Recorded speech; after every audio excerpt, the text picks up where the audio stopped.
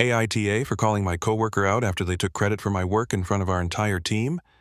I work at a mid-sized company where collaboration is heavily emphasized, and individual contributions tend to blur together if you're not careful.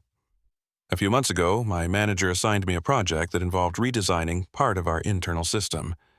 I spent weeks researching, building a proposal, and testing different approaches, often staying late to make sure everything was solid. By the time I was done, I had logged roughly 67 hours on this project outside of regular meetings.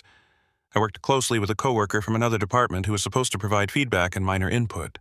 They attended meetings, gave surface-level comments, and occasionally sent emails with suggestions, but the bulk of the work was mine.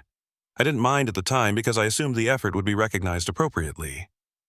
During a department-wide meeting, my manager asked for an update on the project.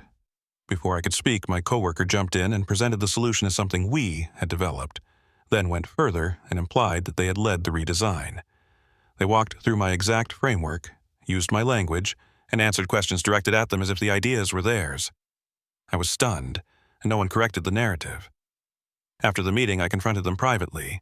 They brushed it off, saying it was just how presentations work, and that I shouldn't be so sensitive. That response bothered me even more. The next day, during a follow-up meeting with leadership, I clarified which parts of the project I had personally designed and documented my contributions, directly contradicting my coworker's earlier claims, including referencing the 67 hours I had independently invested.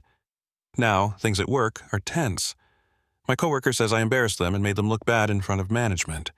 A few colleagues think I should have handled it quietly to avoid conflict, while others agree that I needed to protect my professional reputation. Management hasn't disciplined anyone, but the dynamic has clearly shifted. I didn't raise my voice or insult anyone, but I did publicly correct the record. Still, I'm questioning whether I crossed a line by doing it in front of leadership instead of letting it go. AITA for calling them out?